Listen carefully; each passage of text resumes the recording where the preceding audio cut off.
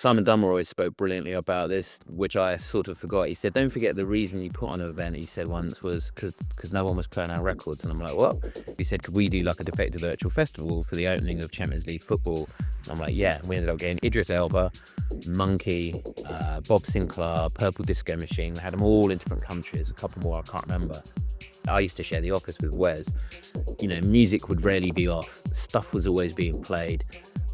Tracks were always being heard. New stuff was always being tried out, you know, given a chance, then moved on.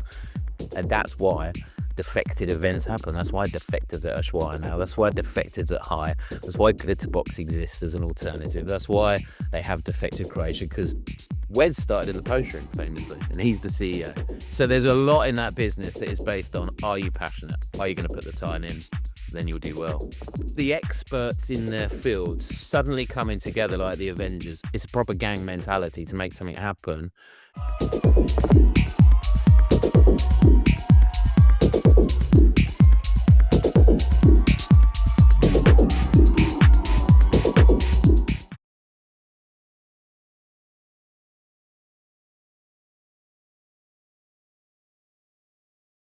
So welcome back to another Rave podcast, and today I've got James Kirkham. How are you? Good, mate. How you doing? Very well, thank you. Very glad to be here. It's very nice to speak to you. So tell us a little bit about yourself. Obviously you've got a massive influence in electronic music, but a little bit about yourself, of the brands that you've worked with in the past, created, etc., etc. Gosh, yeah, I feel old, first of all. I'm 47 now, so it feels like this answer could be a while, but I'm going to try and keep a short one.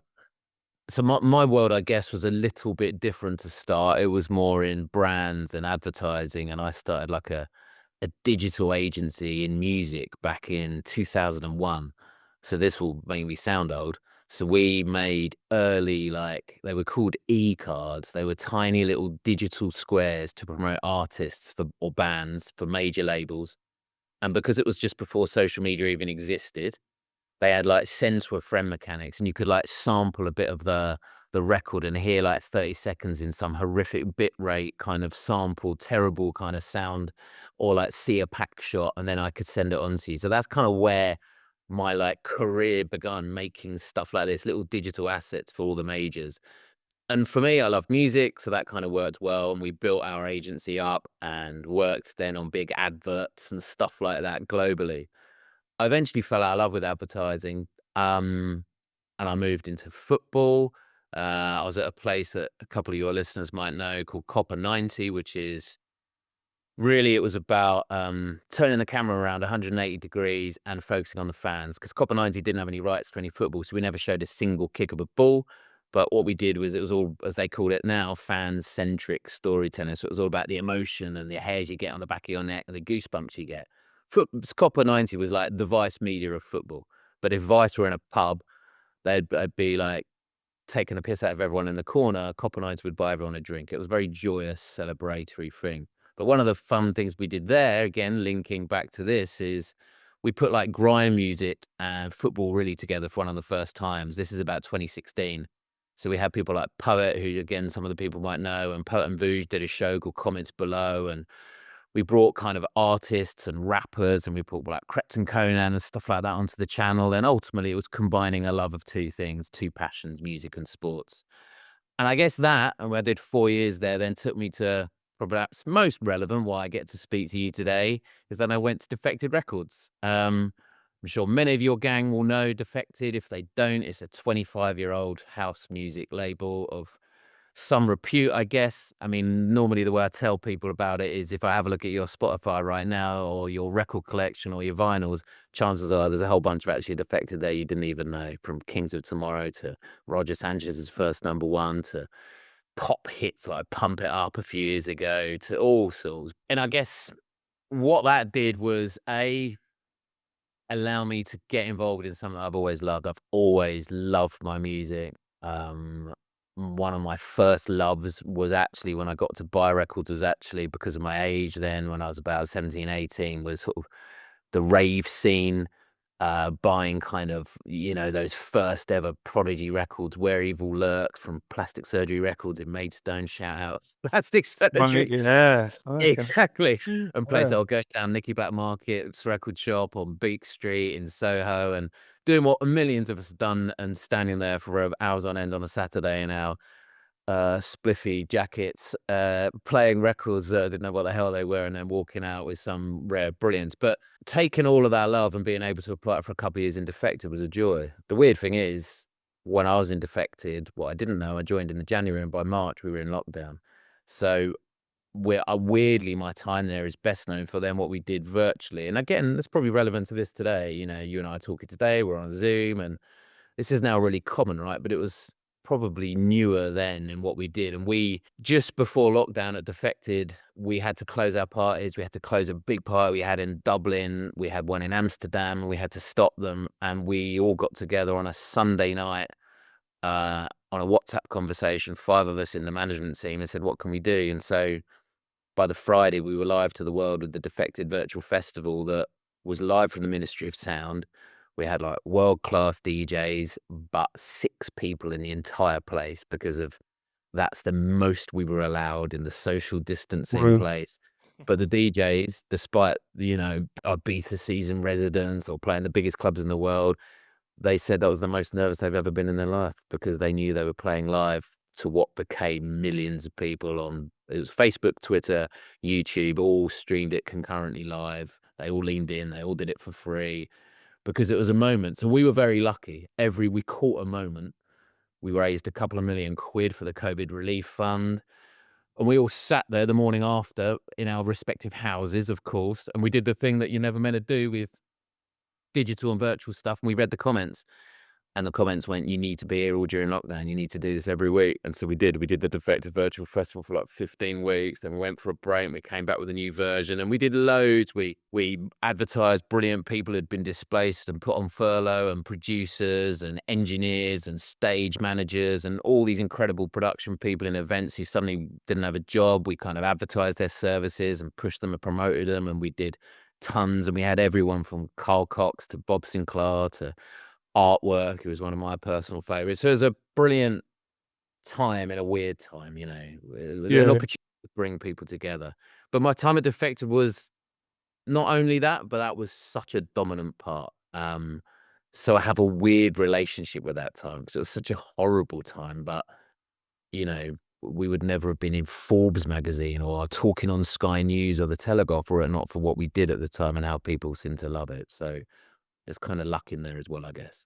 These days, I work with music, I work with sport, I work with brands. So music's still very much a big part of what I do. How was it walking in like Defected HQ? Started there. Well, it's even better now because Defected HQ, to the credit of Dunmore, he's not like there anymore. There was a management buyout. Simon Dunmore's retired now. He took his money and went off into the sunset. But when I was first there, it was in a slightly less salubrious kind of posh offices, shall we say. It was just a very banging, vibey little joint in Shoreditch. But we ended up getting the 2 floors below, including this basement. They gutted it and have turned it into this huge area where we did live events. So at the end, once the pandemic was gone, we used to bring 120, 130 people in. We'd do live shows, bring brands like Bacardi. We had like Maya Jama presenting stuff, and then had everyone from like Archie Hamilton and Kitty Amore and stuff playing live. We'd stream it on Twitch. Like it was a big live hub. And there were studio facilities. We had writing camps there. People like Honey Dijon and stuff used to write there. So now if you go there, and you can, like, they do regular stuff like that to allow people in and the public in to come and be a part of their parties. A lot of them are free. It's well worth it if anyone's in London town, and to keep an eye out for those. Because to answer your question, then you can see it and feel it. When I first joined, it wasn't quite that, but it was maybe as good as, because I think that, well, I noticed a few things. One, no, everyone was too cool for school. No one gave a shit when someone amazing walked in and I couldn't deal with it. So like, oh, I'm not even going to mention names. It was something I can't think I'm being derogatory about them. But even your average DJs would walk in. And of course, my head would be on stilts going, oh my God, it's X. Oh my Christ, it's Y. And people would be really casual about it. Like brushing past them to go and get a cup of tea. And I'm like, where's Mike Dunn standing there? Or is Bob Sinclair's walked in? How's no one noticing that? And I was like the fan. But of course, you soon realize it's because they're seeing it every single day. Yeah, So yeah, there's yeah, definitely. normality when you're in it that you sort of forget, and sadly, it does slowly get too normal. But I don't know. I think you can never stop being a fan and being a wide-eyed, like, lover of it. The other thing I thought I liked music. I thought I knew a bit about music. Oh my god. Like, there are people there with encyclopedic knowledges that make you think, "Christ, it's like I've never listened to a record in my life." And I'm talking Mm. kids as well, young kids who've just got this mad understanding of scenes and genres and remixes and bootlegs and stuff you've never heard of. And you're like, bloody hell. Like, there are people there who rightly adore the music. And now the CEO, Wes Saunders, it's very much in his guise. Like, he knows his shit. Yeah, And mate, he still does the Music Fridays thing, doesn't he? Like the Fresh Friday yeah. thing. That's Yeah, sick, he does man. that. He's religious on that. He will do that every week on his socials. Like, he's a CEO of Defected. He's got so much on. He doesn't get anyone else to do that for him, but that is him. He will be putting out, and it might be garage, it might be new garage, it might be breaks. Like, it doesn't, he's that kind of guy. Ultimately, he'll eventually lead back to house.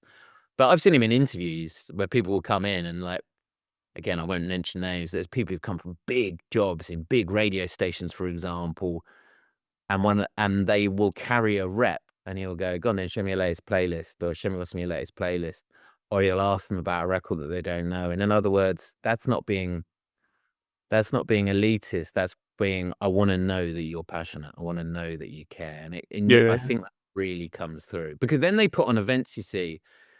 They'll then host, say, the Croatia Defected in Croatia, just 5 days, on the, down in Tisno there on the Adriatic, and they're putting it on literally. They're physically putting it on. You've got people going around with, the whole Brittany mic earpiece things. They're manning the boats. They're doing their tickets. Like, these people might be working in marketing normally or A&R normally, Mhm.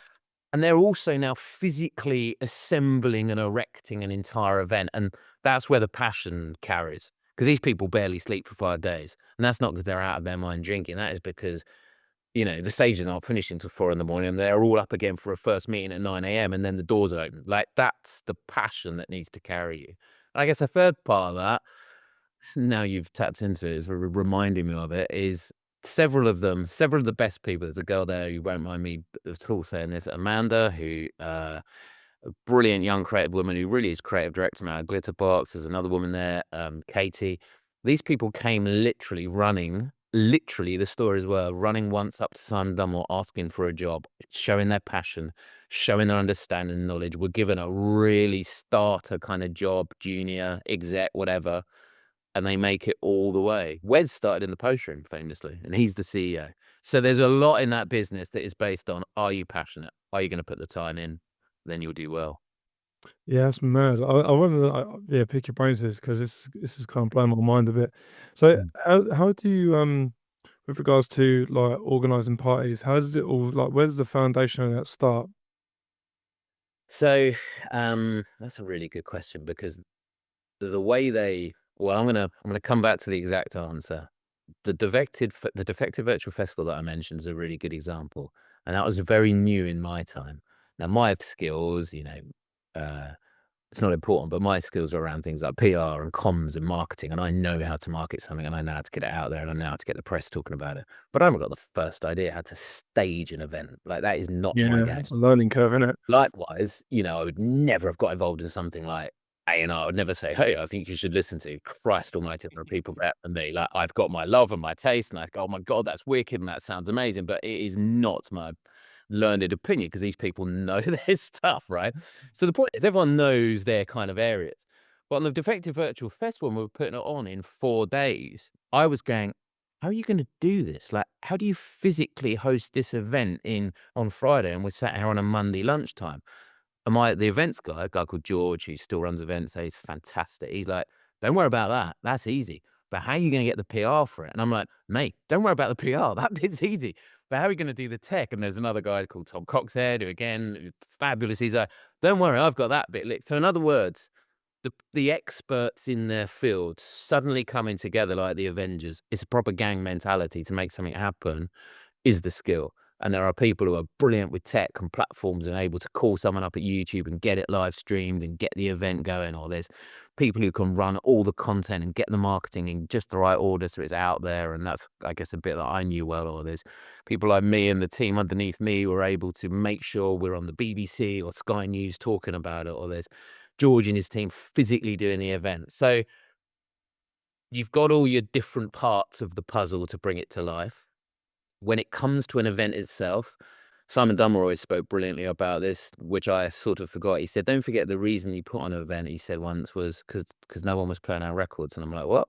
He said, yeah, I was really sick. I'd go, and he was, I think, referring to Ibiza at the time. Is that I was going to Ibiza and no one was playing Defected Records at a party. So we thought we'd better make our own then. And that's why Defected events happen. That's why Defected's at Ushuaia now. That's why Defected's at High. That's why Glitterbox exists as an alternative. That's why they have Defected Croatia, because Dummer was annoyed they weren't playing enough Defected records. So they Yeah, said, it's well, our crazy. own And party. And again, there's a can-do attitude that can only come, I think, with a smaller, agile, bit of a pirate mentality. And probably when you get to a certain size, you can only do so much. Retaining that is hard. Recently, they've added Malta to the list, and I think that looks brilliant. I haven't been to it yet. Croatia was fabulous. One of the best festivals I've been to. Their day events in London and stuff like that. There's stuff at drum sheds, Printworks. They're pretty legendary. They're amazing spectacles right now, and they're very different to what they would have been 10, 15, 20 years ago. There would be smaller parties, but no less notorious, but I think that's a bit of the nature of the scene too, and yeah, you'd yeah. be able to tell me, I think, you'll be able to show me far more, I think, as an alternative. But there's a bit of the scene away from Defects. There's a bit of the scene that probably isn't me now. I'm an old man in compared to if I turn up at drum sheds, they think their dad's turned up. Like, I feel like that too now, and I'm 35. do you know what I mean? Like, So, but for people under 25, that kind of air hanger warehouse experience is really it in the last few years again. Like, that's kind of needed. The Printworks Batman level. Do you know what I mean? Like, yeah, that's the place. These were the new cathedrals that people would worship at. There is a different vibe. Now, tends to be cyclical, and probably in a year or two it will start getting really small and tight again. And then probably a few years after that, it might turn big again. It tends to work like that. But we've definitely been that time at the moment with the likes of Broadwick Live doing amazing venues with drum sheds and Printworks. And Broadwick Live are now doing, this is where dance culture's got to. They're doing a thing at drum sheds this December for Netflix, which is a rave to promote the new series of Squid Game. But Peggy Goo's headlining it. It's like a proper rave. It's crazy. like Yeah, it actually looks good. And I say that because you wouldn't expect Netflix. You think, come on, Netflix doing a rave, but it's like, no, it's an amazing lineup. It's at drum shed. It's clearly gonna be quite good. So I don't know. Is that good? I think a lot of people probably listen and watch your show will be like, "Oh, that's selling out." Maybe it is for those who are doing it, but it's where it's at the moment. There's a yeah. scale to some of these things. They done the Mike Tyson Jay Paul fight, didn't they? Which was kind of a buffering disaster. But it, Well, I it love boxing, and I feel yeah, bad I watched that. yeah, it was 60 million people tuned into that. I got sucked in, Brad. I got sucked in. I always get sucked in. I'm always like, "No, I'm not gonna watch it," and then I have a week of listening on radio and podcasts. I'm like, "Oh, Christ, here I go then." Yeah, I said I wasn't gonna watch it, and then I was there watching the whole fight. Just like, Yeah. it was kind of like a money grab, I'm wasn't never getting that time back. it? So how obviously Defected was like mainly a UK thing, but it's obviously, now it's over, I think, 2 million subscribers on YouTube, and it's a global phenomenon now. Like, I obviously live in North America, and everyone knows about Defected. So how was that growth from being just a UK sort of London brand growing to that, and how is it you helping that? I think it's a really good question. So long before I started, they were already on this tip of, well, again, it was born from necessity. So just as I tell you the anecdote, it was true where Dunmore wasn't getting Defected Records played at parties, so they made their own. Another thing was they were sick of spending money marketing their records. So a few years ago now, and this would probably be, let me get this right, probably around 2016, 17. So, a couple of years before I joined, at least, they just started really investing in their own community, making their own digital community, effectively, though, to save money and sell records to them.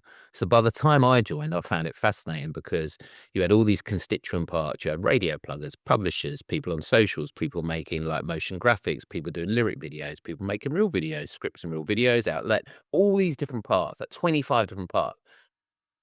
But no one had really mapped this machine. They were just it was kinda a bit chaotic, and I remember thinking, "This is great," but I wanted to pull it together and then tell people how clever that is, and it is, 'cause each constituent part isn't rocket science. That person getting that on a playlist on Spotify is a good thing, but that's not rocket science. That person getting that on the C list of Radio 1 isn't rocket science. That person putting that exclusive on YouTube. But when you combine it all together in precisely the right order to make basically a hit, then it is.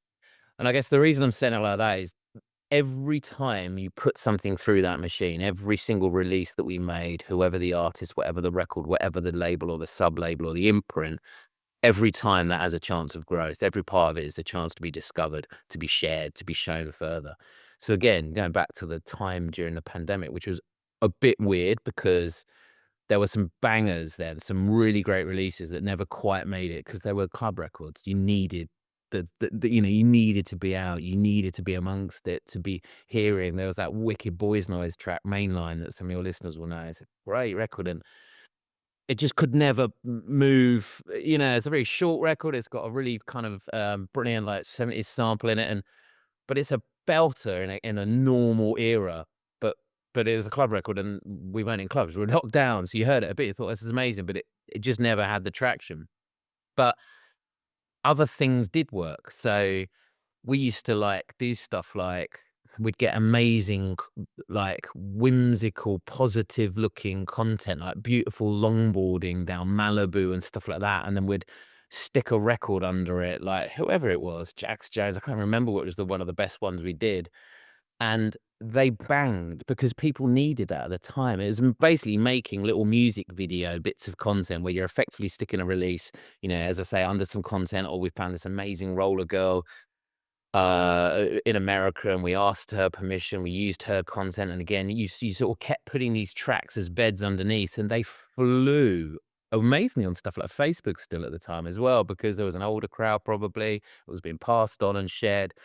So all of these bits are tiny, but they all add up. Every time something's flying, 100,000 here, 400,000 there, 600,000 there. They're all over the ether and they're all building. And slowly you are just accumulating more and more community. And it's your fans and your followers across all of the main social platforms.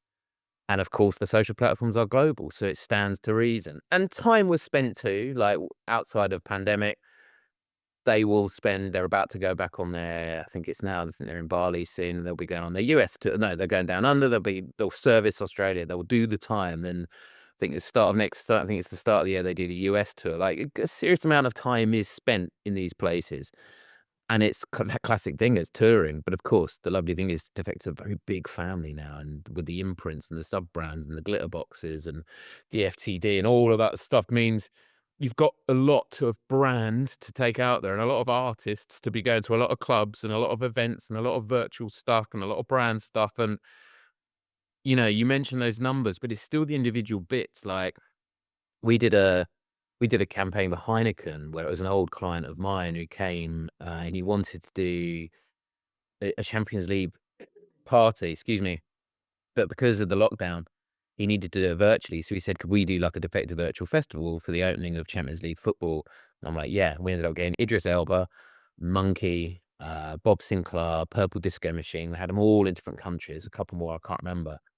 But if you go on YouTube now, and I haven't been there for ages, but I'd say a couple of years ago, and I looked, the Idris set alone is on about 7 million views. Like it's just one of his sets, like within the whole Heineken event, within the whole Defected. So and the reason is because I bet you do it, mate. Like if people come around for dinner on a Friday and you've got some mates around for a couple of beers, the norm now is you've got the big screen in the lounge, and rather than just sports, like I'm watching football on a Sunday, the Friday you'll put a set on.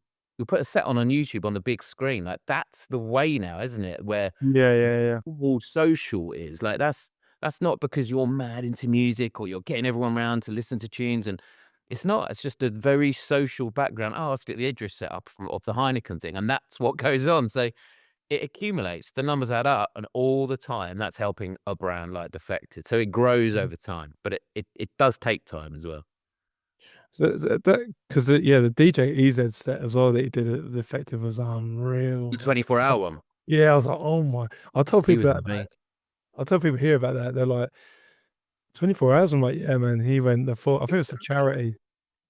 It didn't stop. Right? I'm like, We were all amazed because we were all working, and then it was the night, and then we're all watching a bit, and then we're like, "I'm going home now," like, it's whatever time it was, and I kept checking in, it's like, and he almost got better at one point. I remember checking in then at 7 in the morning, and he's slamming it, and he's doing some mad mix with, like, some old So Solid record and something from the 80s, and I'm like, "What is this?" And it's like 8:15 in the morning, and he'd been going for 12 hours, and yeah, it made so much money as well. He's a wonderful, and I think they used him a couple of times this year in Ibiza of all things. That's what I like about it now. The music policy's shifted a bit, where the roots of what Simon Dunmore started are respected and loved, and I'm nowhere their spokesperson, so they can definitely correct me, but what George and the events teams and Wes have done, they just broadened it out a bit. So, like, DJ EZ was playing Ushuaia in Ibiza as part of this, and that's cool. Like, it that, is for cool, me, yeah. It's quite just eclectic. breaks but no one gives it. Do you know what I mean? I think it's right. Yeah. I think everyone gets so het up on genre and, "Oh my god, but is this?" It's like, "No, it's just wicked, mate. Don't worry about it." You know? Sam Divine drops a DnB set in Croatian. It's like one of my favorite things that, she does. I think that's there's too much kind of snobbery sometimes in music, and I love it. It's like, "No, no, that just sounds wicked. Let it go and just Kind enjoy it." of, Then yeah, like back to its roots, innit? House and garage and just a mixture of everything, yeah.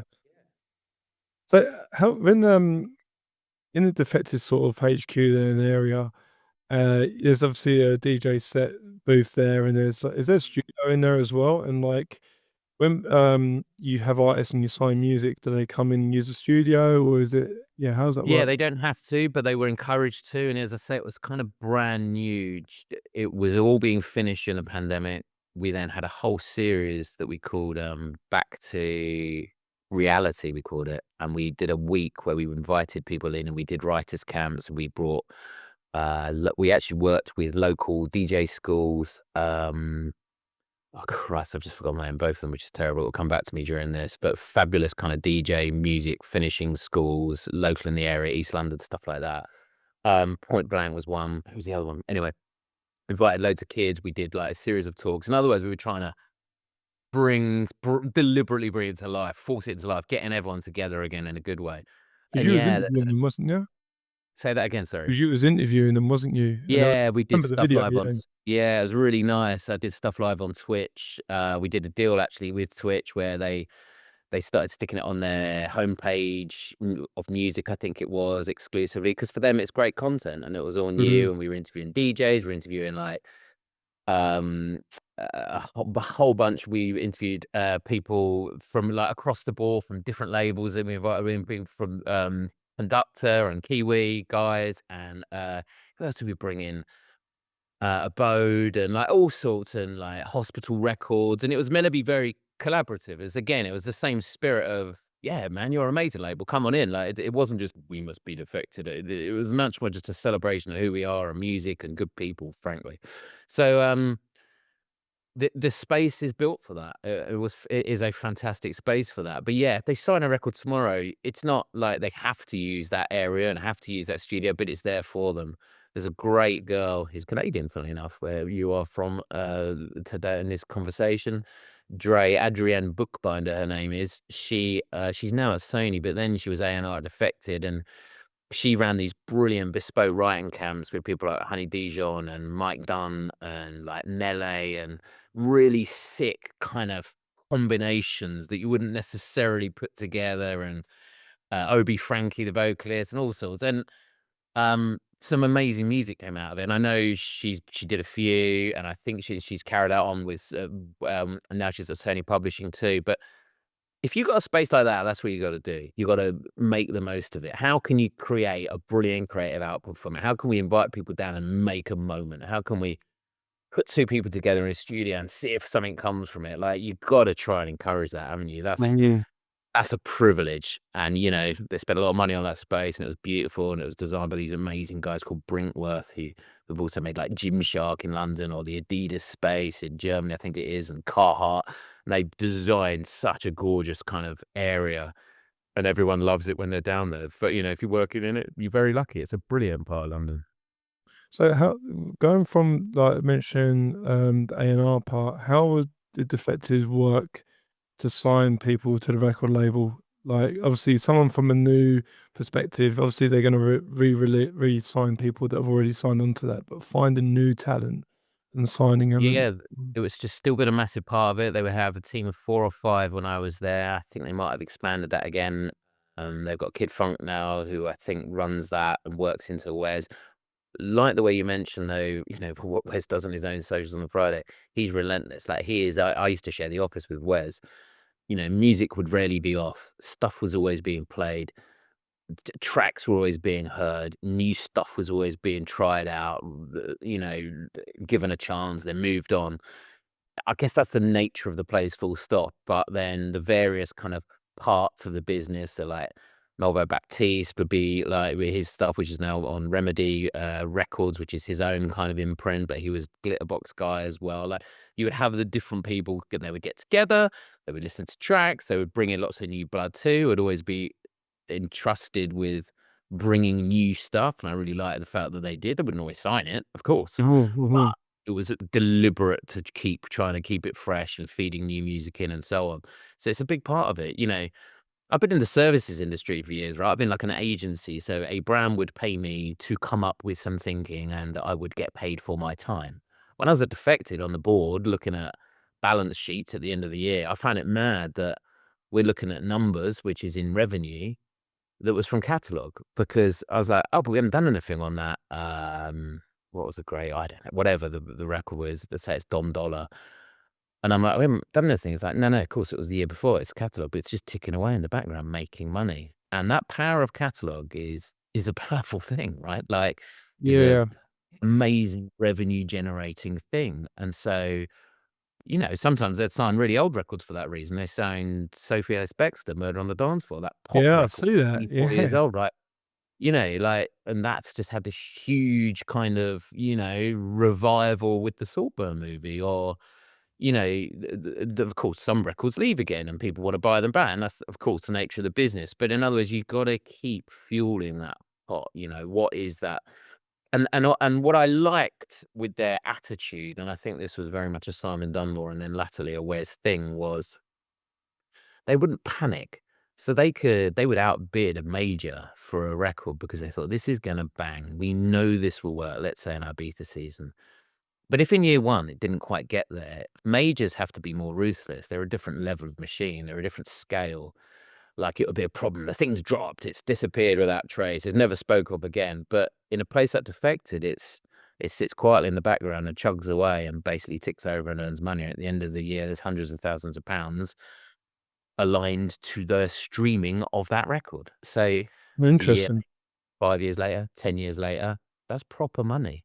So, it's an astute business if you've got a brilliant, you know, ear like those people have, signing artists and records like they do, because there is money to be made in music when you have a brand and sort of a substantial offering like they do, and an ability to keep getting it out there. That's the other thing. They've then got all these assets to keep underpinning it, stick it on a playlist. That's the other thing. I never realized how important playlists are. Like, no, and then again, that sounds naive probably on a podcast like this, but the importance of an artist playlist, or, you know, Danny Tenaglia's playlist suddenly having some wicked Defected records would matter. It's like, A, it's an amazing, iconic kind of DJ dude, but it would get so many listens, then therefore would reinvigorate records that maybe have been forgotten, and that can then kick off on a whole other journey entirely and start an entirely new revival, and people are into a whole subset that has been long since forgotten. Like, that's a funny thing. And the final thing, I guess, about his catalogue, which I didn't know, again, I was sat in a room once, it was me, Wes Saunders, and Simon Dunmore, and we were talking about God knows what. And Adrienne ran in, the girl I just mentioned, Dre. And she's like, "Have you heard that record, Dua Lipa and Elton John?" We're like, "No." And then one of us said, "Yeah." I said, "Oh, I think I've heard it on like radio too." Yeah. She goes, "You know what it is?" And we're like, "Mm." And and she then got us to play it, and everyone's listening. She goes, "Can you hear it? Can you hear it?" And anyway, she's referring to part of the record was a track, Chicken Lips, which was a Defected record of like 10 years ago. In other words, they'd sampled a bit of a record, and lo and behold, a quarter of the royalties or whatever it ends up being on the publishing come back to them as a business. In other words, brilliant music matters because it's used commercially, Yeah. reused, remixed, used again, potentially in royalties, sit there in an archive, potential to be sold. So you need to keep finding to be able to add to that library, to be able to add to that catalog, to be able to really, generate serious revenues as a brand. And credit to them, they're very good at doing that. That's cool. And how many records were they receiving, like, submissions every single day, would you say? I don't know, but absolutely hundreds. And that's the only thing that they would often express sadness in, that they just can't reply at all. Yeah, you can't, can you? The way of a business like that is you do want to. I've always been like that in my businesses. If some kid, for example, writes to me, but the problem is it's easy when it's one a week and they're like, "Oh, I saw this piece of work. I'm an intern here and I'd love to do that." And you take the time to write in an email because that's the right thing to do. But also you love that someone's recognized some work.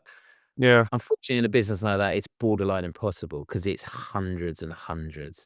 And also some of it's mental. Like I remember seeing stuff and they make it so hard to find the thing that you even want to listen to. It's Yeah, like, yeah. come on, you know, a set of challenges or unlocks and downloads and password protection. It's like, no one's gonna do that.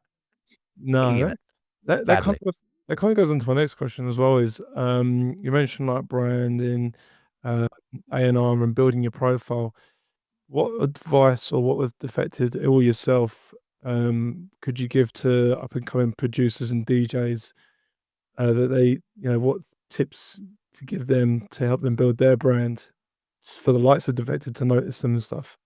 I think we're in an interesting time now, right? Because there's a lot of, again, I think you'll know better than me and I'd love your opinion, but if you look at, say, socials, there's a lot of like discourse, negative as well as positive, about even what a DJ looks like.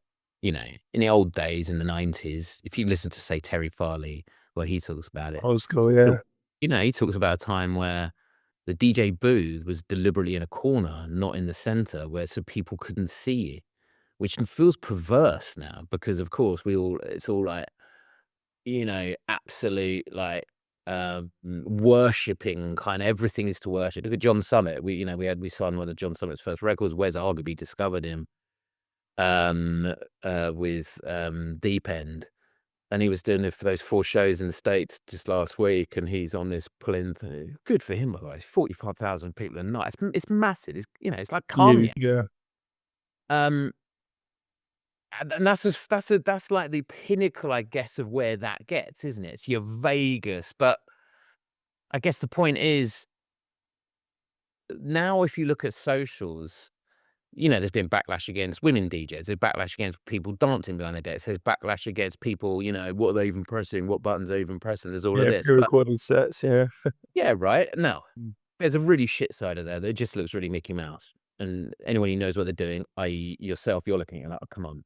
There's another side where it's like when you first see, I don't know, Jada G, she looks the bomb. She looks absolutely brilliant in every way. She's loving it. She's passionate. She's going bananas. She's clearly a sick DJ. So her dancing and going mad with wild curly hair. And when I first saw her sound of it, I'm like, God, that's pretty fresh. And she was playing some wicked tune, or, some of the best boiler rooms, let's be honest, come with the sheer exuberance of what's going on behind the desk. Let's be honest, that Fred Again boiler room was made because the guy stopped the bloody music. Now, moments need to sort of matter like that on social and in content. So the reason I guess I'm banging on about that is I do think there's something in that now. Whether that's good or bad, and I'm sorry if that maybe offends someone. It should just be about the beauty and the quality of the mix and the beat matching or whatever you want to say. But there's a lot of music now that needs to travel in a way that is different. And You know, my son's 15 years old and doesn't even think he loves music, but I hear him singing along to this and singing along to that because he hears the whole thing on TikTok. It underpins everything he does on TikTok.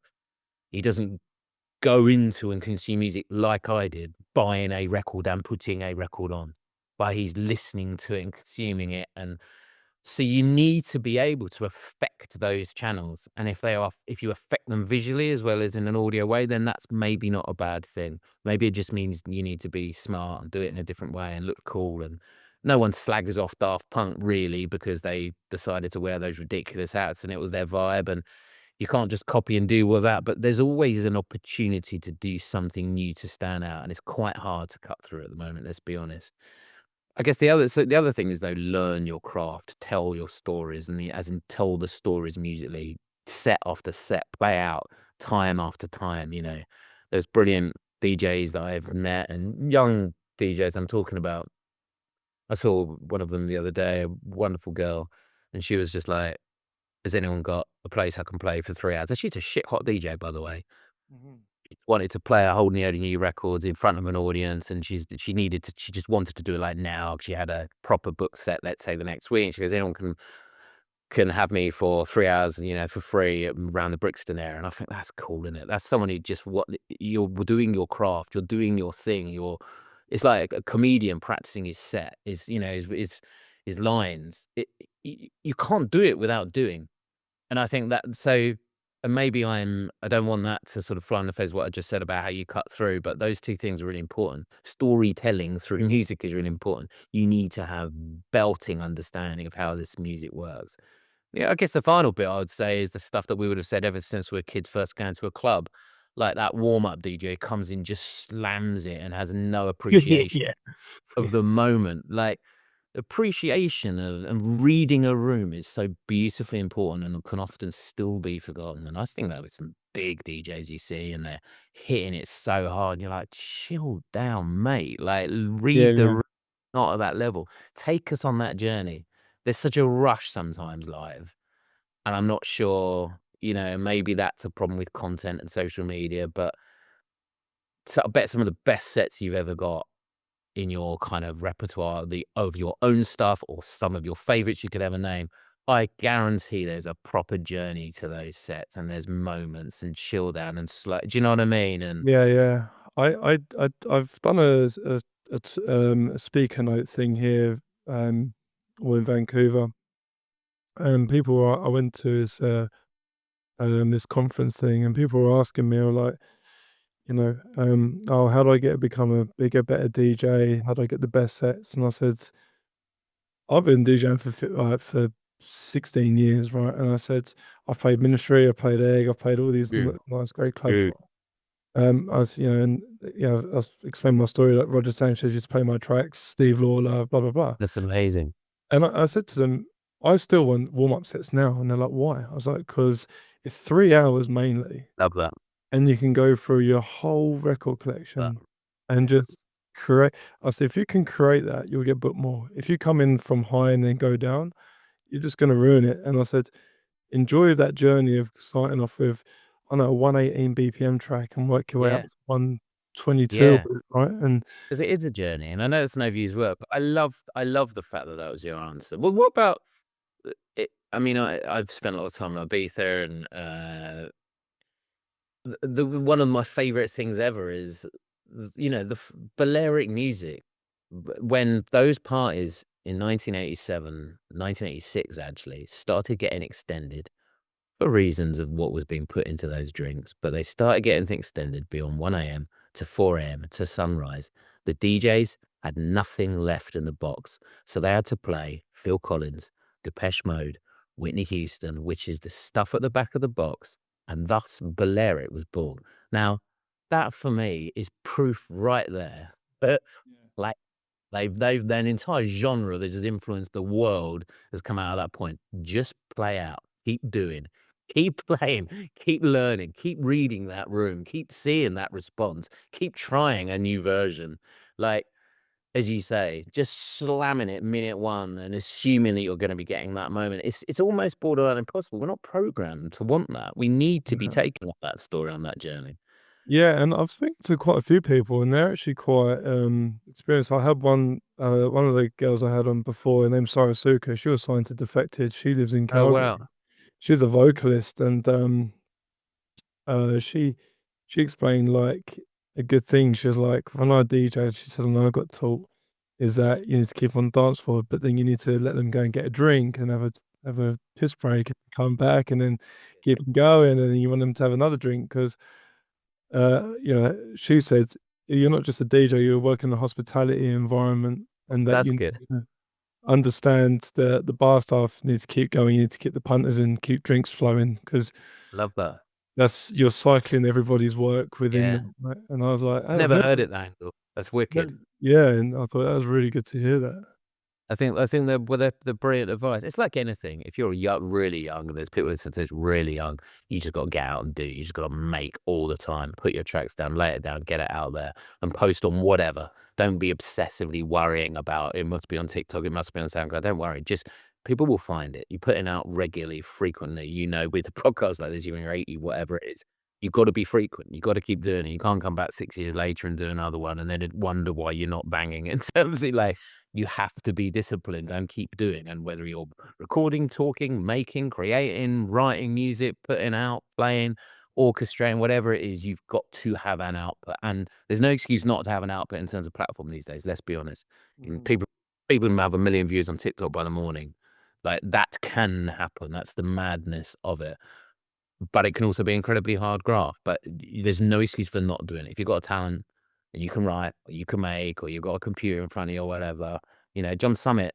Well, I mentioned earlier when we did Deep End, but he was an accountant who started dabbling on his laptop during lockdown, and now there he is. Now, some of that music I can't even begin to deal with. It's that level of kind of EDM, but flipping fair play. How did you get noticed, James? It was Wes. Oh, really? Wes found him, and we released Deep End, and it blew up. And yeah, and actually one of the first Croatia after lockdown we brought John to, and I have never witnessed people come up to one of the artists or DJs more. You knew it was going on. It was like, oh my God, this is a thing. Like he was like a rock star proper. You know what I mean? Walking around the place. He's a brilliant bloke. He's an absolute maniac. Yeah, it's good. That kind of goes on. I want to go into your like A&R and your branding, sorry, and everything like that. Because obviously you've got Iconic magazine as well. So how did you get into the branding, and what skills have you learned from before and being at Defected more in the music and now putting all that together for Iconic? So Iconic, yeah. So Iconic's like the name of a consultancy for those who don't know, and we work with other brands, and we come up with like campaigns and marketing and help them how to do things. And we put out a magazine, as you mentioned.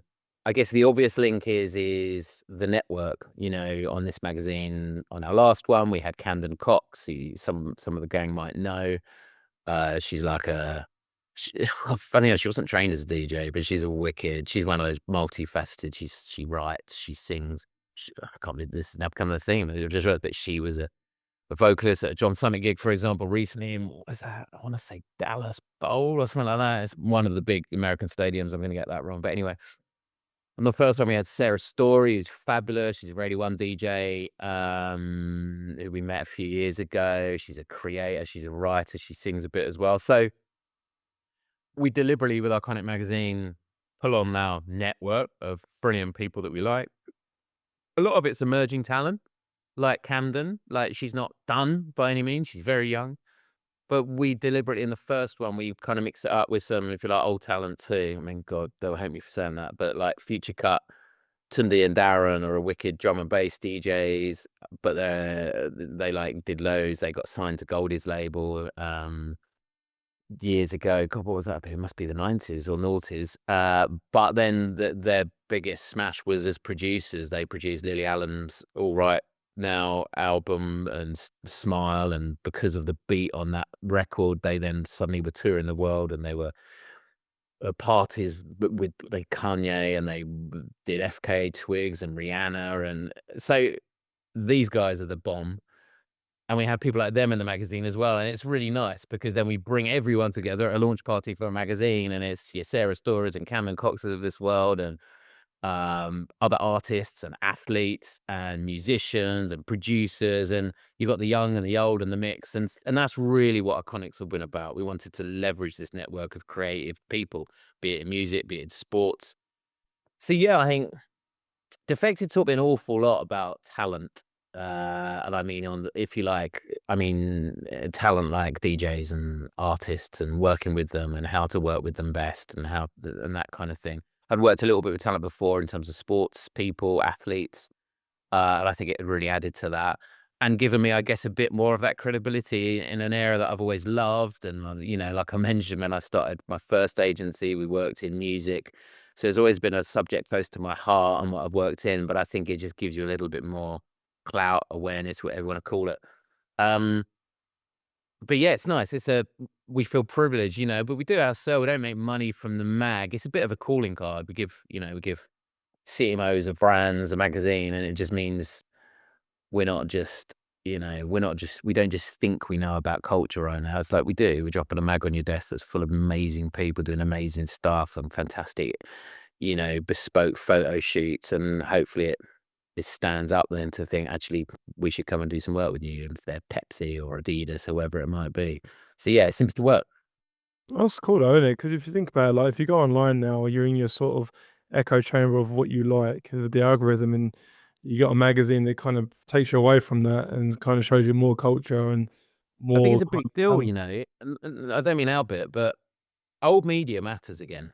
And you've just framed it perfectly, mate. Like, we are in like this ceaseless scroll on our phones, like relentless. And it isn't surprising, therefore, like 2 years ago, cassettes are up 20%.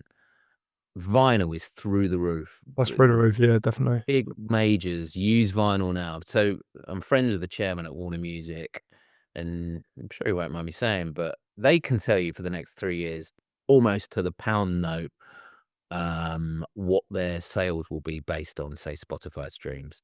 They just know that perfect predictive modeling. But what they use is vinyl to spike sales when they need it. They'll do a release for an artist or band, and it will spike because they will sell out.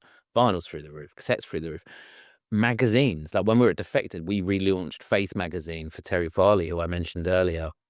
It was an old noughties mag. Some of the guys who listen to this will know it. It was a fabulous, like, cool, quite iconic kind of magazine, very much of an era, Junior Boyzone, all of that kind of caper.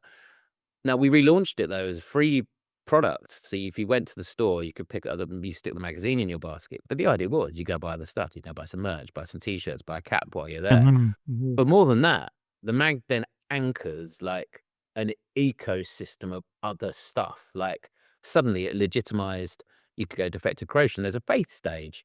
You go and buy Faith merchandise and a Faith T-shirt. We could release a documentary series about Faith and monetize it on YouTube. So the mag kind of allows you to do that. And a lot of people are doing that these days. It's not about making money from magazines and print, but it's something that we all need still. Like, this relentless scrolling world that we're in, that it's very difficult to remove from. It's why, if I go back into my living room now, there's 4 books on that coffee table, and I love them and care of them. There's a sport banger book and I'll leave through or whatever. We go back and we revisit and we reread, and it's why magazines still nice. And we want to touch and feel, and it's why we still do. And I've got all my vinyl in there too, and Mhm. I've listened to it, which is a shame, and I should more, but I still bloody love it. And there's that thing, that need to feel and touch and smell, that's coming back. It's not like it's making loads of people. Vinyl is making money, but it's not like it's gonna suddenly replace streaming. Of course it isn't.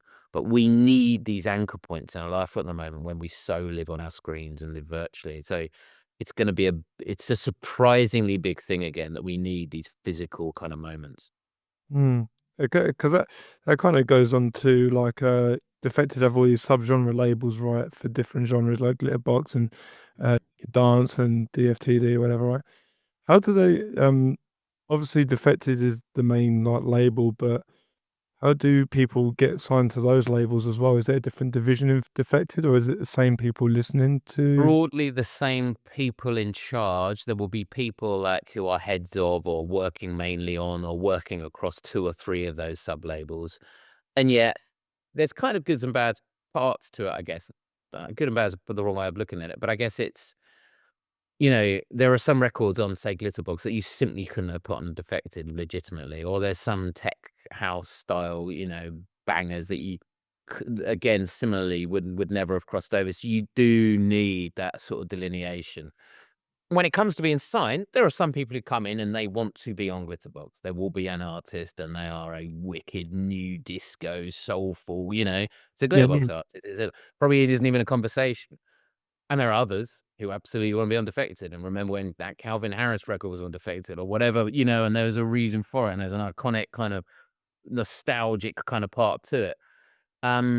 Or there's a conversation. It's like, wow, this feels really great, actually, and this feels like a real good DFTD release, or or Wes started a label called D for Dance that really popped, and it's kind of opening year, which is far more in the UK. We'll be on, say, Capital and Kiss, and a bit more poppy, and it'll be kind of down O Beach and Ibiza, and it's cool. It's great. It's maybe not Defected. It's just got its own place, right? It's yeah, maybe yeah, more yeah. transient kind of stuff. It's, the poppier end perhaps, very kind of catchy, but big numbers come from it, big ratings. So again, it's no bad thing being a part of it. It's, I guess, what's most appropriate and what's going to get you then the airplay and what's going to get you the coverage, what's going to get the playlist. So there'll be many reasons for being on, and some won't, or sometimes you can get lost as well. That's the other thing. You could be a brilliant new artist and they might think, "Oh, I'm on D for Dance Run Defected," but that might be because you can be given great almost presence and prominence and love in that for a while, rather than getting lost in, in if you like, the belly of the beast. So I think it gives them options and it gives them flexibility. And I think a lot of, we see a lot of, I think Anjuna do that quite well, don't they? And there's quite a lot of labels I think do it too quite well. The majors used to do it a lot, and you still get it a little bit, don't you, with when you see some of the imprints, certainly within dance culture, it's perhaps less than it was, but it wouldn't surprise me if we see a few more following suit. Mm. Okay, yeah. 'Cause also, I want to ask you about with regards to the kind of like the blueprint of building a brand for an artist or producer. So they got to build their brand because nowadays you have to be your own design, graphics designer, your own promoter, your own everything to go with it. So what would be like the best blueprint you could provide someone that wants to I mean, make that's such a it? good point, and it's really unfair now because it's true. Yeah, I mean,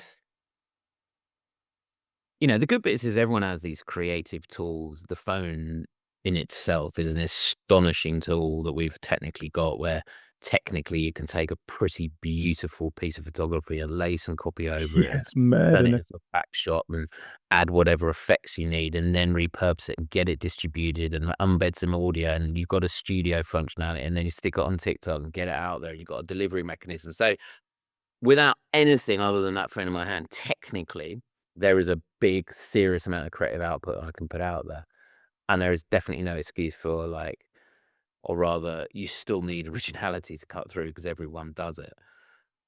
But you are right in what you say. There is sadly an expectation that you have to do an awful lot. It's quite hard, I think. If I'm a 17-year-old kid and I'm just making music, but I have no other creative bone in my body, but I just happen to be shit hot at, I don't know, with beats, then I think what you got to do is pair up. I've got friends of my boy, they're 15 and they're like, one's designing t-shirts, the other one's built the website, the third one's selling it. And I'm like, I love that. Yeah, Yeah, they're big 15. collaboration. Yeah, Mate, they're on 1,500 quid a month. I'm like, what am I doing? what are we doing? Yeah, They're seriously, right? They're banging them out. But the smarts is the t-shirts all right. They're pretty nice, but the smarts is they saw in each other what each other could do. They knew one kid could build a website. They knew one kid was a bit mouthy and pretty good with sales and telling people where to put it and smart at social promo. And the other kid was a designer and made some nice designs. And that cuteness of 3 15-year-olds, I think, is what most people should do. Is like, who can help you? Let's be honest, because everyone needs it. Everyone needs that little mutual help, and it might be someone's banging and someone's got a wicked Instagram and they can stick it on. Someone's doing a podcast like this and they can, Mm, hassle their way in and be allowed to have a show, or someone's got a place, or someone can play out, or someone's got a room or a studio, la la la. And I think that's the thing. When I speak to young people today, you just have to encourage. I hate the word the hustle. I really do. But you certainly have to tell them to get active. Nothing is just going to drop. Nothing's just going to go, oh, yeah, no, it'll come and find you. Don't worry. Yeah, just quietly stick it up and I'm sure it'll just find you. It just doesn't. You have to promote the absolute living arse out of it and push it like mad and find out, and can you help, and do you know, and can I get? And eventually work your way into those positions and places, both literally, physically, but also virtually and digitally too, so your stuff gets seen and heard. Because we are in the noisiest, busiest climate ever, and yet, like we mentioned earlier, we've never been more able to land something that can suddenly have countless views or listens within 24 hours without any big label behind us too. So it's a weird place in mm. that respect. It's never Yeah. been harder, but it's all at our fingertips too.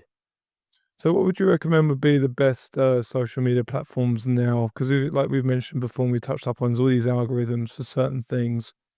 They're forever changing. Everyone struggles to keep up with all these changes. What would be the best way to adapt to those changes and follow them to a point where it's not burning them out? The last bit's the really good bit of what you've just said. So that you don't just keep adapting and trying to do 12 different executions, which will kill you. Half of them now are the same. And what I mean by that is half of them are just broadcast. Half of them are like telly. TikTok isn't social.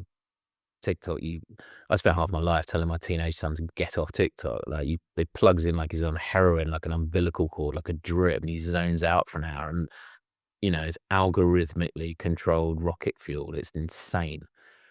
But TikTok, Reels, YouTube Shorts, Stories are basically the same.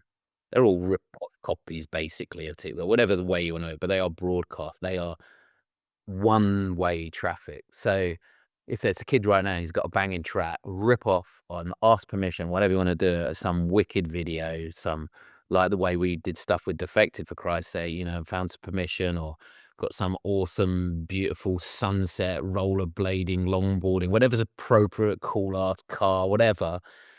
Stick the music underneath and stick it out, and there's a broadcast. There's your pop video, there's your music video. You don't have to do 10 versions. You do one, you stick it on all of them places. They are broadcast. Other bits should be for chatting, for getting in, using the likes of Discord, or how much can you start a channel on a Telegram? It's going to have one person initially. You got to get over that. You got to just physically start. You know what it's like when you start with a podcast. Like, you have to get over those first bits of, we're on listener number 1, we're on listener number 10. I've just started a newsletter recently, and I was like, oh, this can be embarrassing. But of 400, I was like, oh, 400 people actually. Suddenly it's a thing, right? And Yeah, before you yeah. know, it's 1,000, and these are small numbers. But so this is the other part on all of this, is everyone needs to get over the numbers. Numbers are meaning less and less and less, and I think that's brilliant. We're coming out the other side where it'll be about 10 million people on Instagram. It's like that. No, you won't even be able to know half these numbers. Find your little tribe. Micro communities are everything. Finding the right ones. Go mad niche to begin with. 50 people, that's sweet. Be with that 50. Service them. Be super cool. Be loved. They'll share it. Before you know it's 150. And so it builds. Have faith in what you're doing. Do it consistently, repeatedly. Do it well. And so if you're using social platforms, you use the ones to broadcast in the way that I've just said, and use anything else to talk it up and promote it. Blue Sky is suddenly going bananas, 20 million views, 20 million users apparently now. Get on there early. There won't be many people, for example, in dance culture on it yet, probably in 20 million. You could probably make a start, actually. Be that a place to talk positively, be collaborative, list all the other DJs you can find on there, be right at the heart all the time. Like, you can't do it all. No one can. There's too many. So find your vibe. If it's writing, be in places where you're writing. If it's just making some music, be in places you can broadcast it out. Um, but it's the days of, I'm going to do this on my Facebook and then this on my Instagram. I'm going to do this on my story. I'm going to change it for a bit. It's like, well, then you won't have any other part of your life. Maybe that's fine. Maybe you're able to do that. But I think people need to choose what it is they're doing, choose what it is that they're good at, and then choose the platform wisely accordingly. But if you're only going to do one at the moment, sadly, I'll say you have then do TikTok because follow the rules of what's banging on there at the moment. And if it's you playing out and playing wicked music, do it again and again and again and again, and it will build. It will Mm. build. The algorithm is too good at the moment. I also want to ask you another question. It's great advice, by the way, mate, honestly, because so many people get so, like, just like, this is flabbergasted with all the, like, oh, it's just so much, I can't deal with it, and then they end up just moving away from their craft because it's so overwhelming for them to try So and true, stay man. relevant and this and the other. Who was the working Defected, who stood out to you the most, like, artist-wise? Who was the most sort of, hardest working person? All right. Well, the anecdote I'll Oh, tell you is, sorry, I've cut you off. Sorry. but that was for an artist. Um,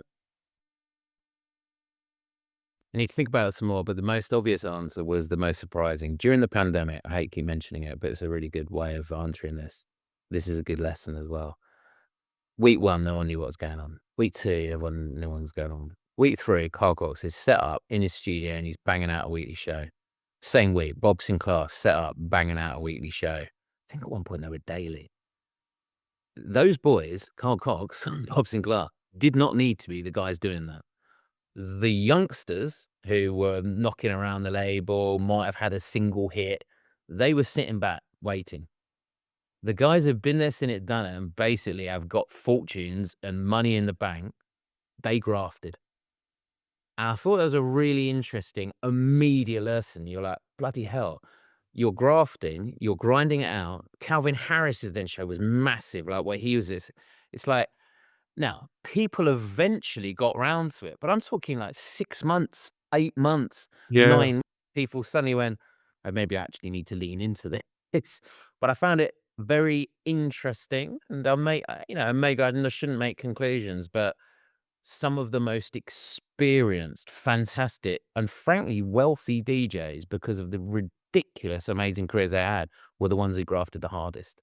And the ones perhaps who should have been putting the time in because they're only one record in or they've only just started, was sort of sitting out and waiting and assuming it would all blow over and then they just get back to as they were. So I guess there's a lesson in that. I bet they've always been like that. Always. That was a point in time, and that was one I happened to be very close in on to see them doing and working on, and it was in the pandemic. But they were always like that. And that level of work ethic gets you there, doesn't it? In the end.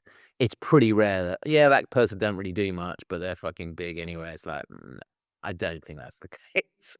These people put the hours in, they are soldiers, and you know, uh, Carl Cox had an entirely new lease of life, if at all possible. He's on like chapter number 428 on his already rammed bloody life, and it's going all over again. And his lockdown sessions were huge, and he kept saying yes to stuff, and he was on our shows, and he did interviews, and we did stuff with platforms, and it's like, fair play, mate. yeah, no, Don't need definitely, to. yeah. He can sit and count his money and read a book, you know. So that impressed me. These people, and they were the older ones. The much older brigade. I was deeply impressed with that. I thought it was brilliant. That's wicked. And that goes on to my other question of, like, clubs now in the UK closing down. Oh, We're that's a losing problem. so many clubs, every day. Even back when I was playing, I had, the great Jesse James on talking about, Cable in London and all Yeah. these great clubs, all they were shutting down back then, but n now we're seeing it at a rate where I think there's 300 clubs a year shutting down right now. Yeah. I Something like that. I don't correct me don't know where if to I'm wrong with the begin. numbers. Yeah, No. So there's a guy called Michael Kill that, again, listeners should check him out. He's just doing such amazing work, and he was got doing him on so many. Friday. Oh, really? Yeah. Yeah, How wonderful. I didn't realize. That sounds a complete setup, doesn't it? That's wicked. So Michael did so much during the pandemic, and he would talk so much better than me, and I almost don't want to say any more beyond he is doing God's bloody work, and NCIA and that. The UK, for those who listening around the world, but has particularly struggled in this space. The previous government didn't support it at all. This latest government are doing a bit more. They're more culturally tuned in. They realise what an amazing export our music and our nightlife and dance culture and so on and so forth is. And yet we still have a perfect storm. And again, Michael Kill talks about it brilliantly. Sasha Lord, who's behind Park Life, talks about it very well too, that we have, like many countries, we have sky-high inflation, we have ridiculous energy costs, like the physical, literal costs of running these places, locations, let alone the wider hospitality piece to the prices and the drinks and so on, are making it basically untenable for so many. Motion in Bristol was the latest one just last week I saw, which is a fabulous place. Yeah, And that was tough to see that one because that's an iconic fucking right. club. Yeah. And yeah, and I'd love to go, but hey, isn't it great? Because I reckon it's all going to be different next year. I don't know how it is at the moment, and it worries me. There is two tiers. I mentioned the brilliant, by the way, and they are brilliant people at Broadwick Live. We do incredible events, wonderful festivals. They run drum sheds. They can bring Printworks back. La la la. Like fantastic what they've been doing in the scene. Kids love it. As I say, that warehouse party experience are unmatched in many ways. So there is a substantial part and a scale to stuff like that that still does work. But maybe it's I hate even speculating on that because I don't want it to be like this. I said this though recently on my Twitter with pubs. I love a pub. We know each other, Brad. Our families love pubs. They do. Like it's my worry with pubs is they become like a bloody national trust place. Like you eventually find a rare country house every sort of 200 miles. Like they used to be every street. Like even where I live now, I live in West London. Some of you will know it around here, sort of Isleworth, and every fourth corner is a closed pub. The ones that remain are like hen's teeth, beautiful, rare little joints. You go for your roast dinner and have a pint or whatever, and locals are in them, and it's just very hard. And they are all suffering for the same reasons, that it's borderline impossible to make the ends meet.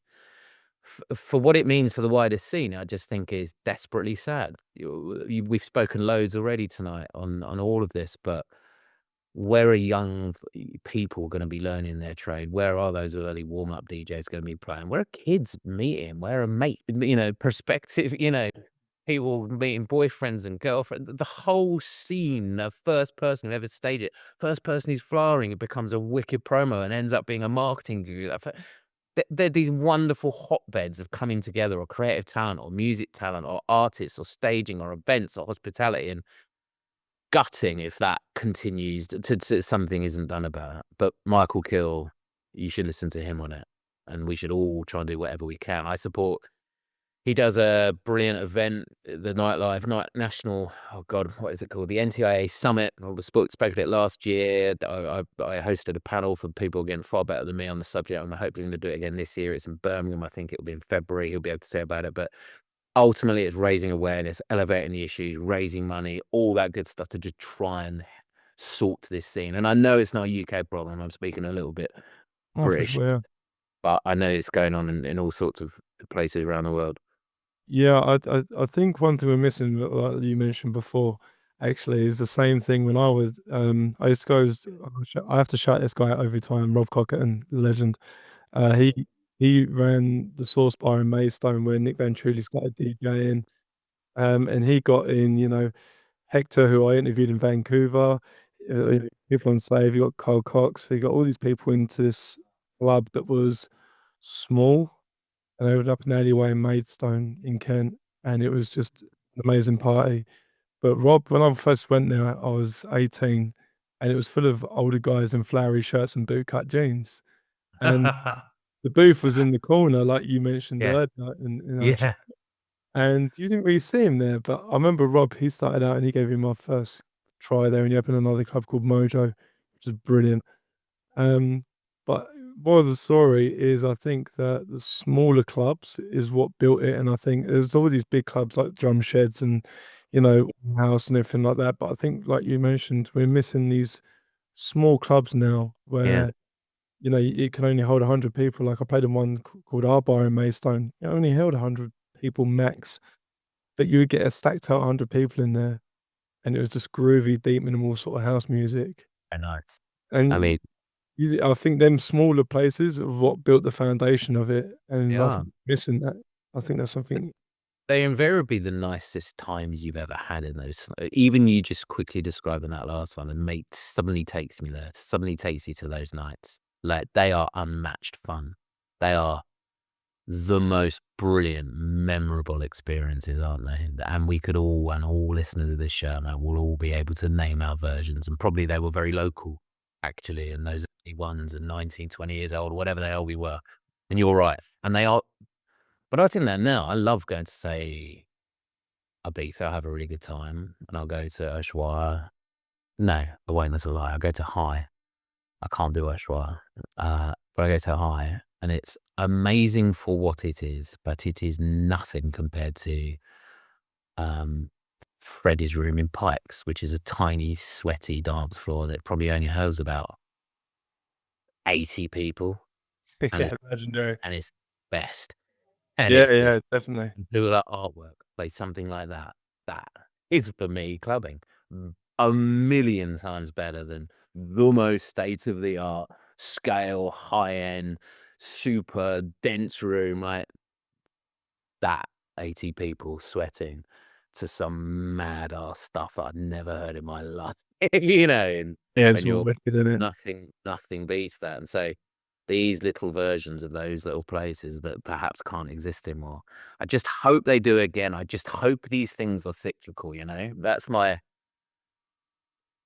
you know, where people can't make it happen now. Surely there'll be a generation, let's say in 5, 10 years' time, who go, why don't we start a thing? Why don't we do a party? And the conditions allow it then. And before you know it, that party becomes a club and another one springs up and then we go again. I hope there's a cycle to it. Oh, Because it that's would be awful to think it's not.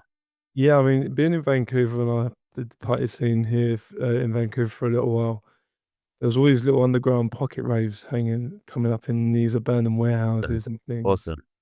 And one of them was in a old bank vault, Oh, and at the door that amazing. opened in the club, and I did a 5-hour set in there, and which hurt my back at my age now. Do you know what I mean?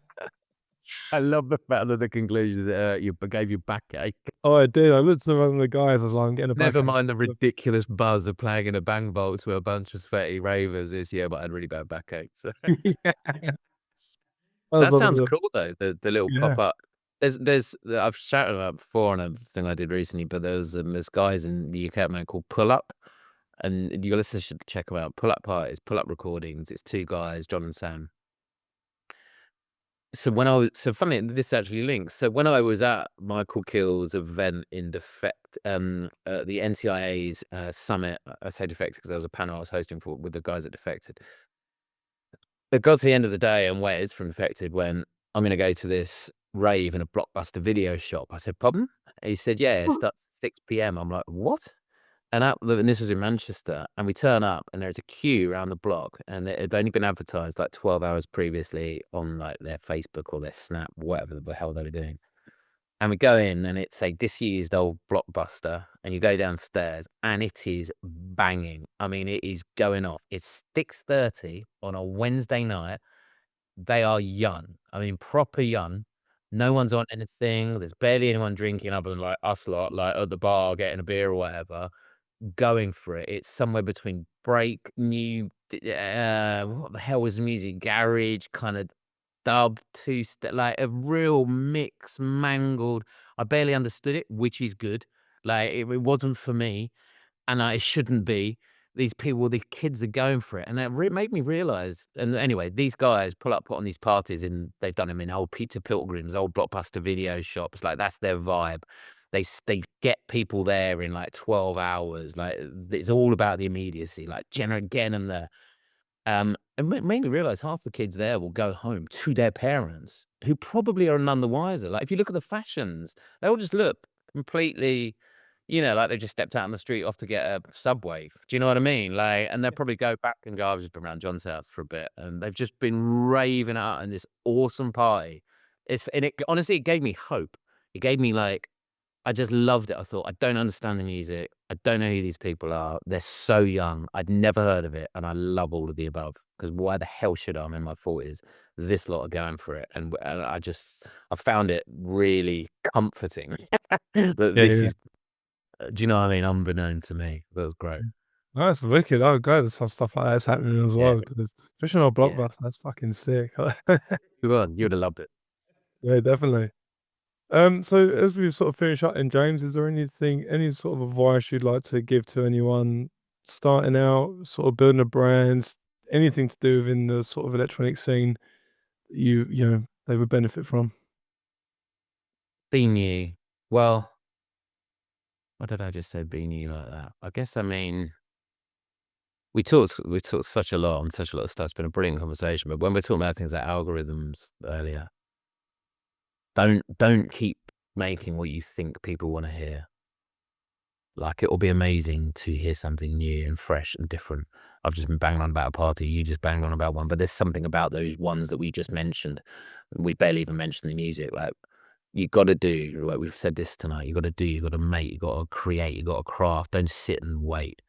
Like, the only advice is you've got to make something and try and make an impact and try and be a part of the fabric of this crazy ass culture that we've currently got around us. And it is a mad, entwined, interwoven, chaotic cultural place out there at the moment.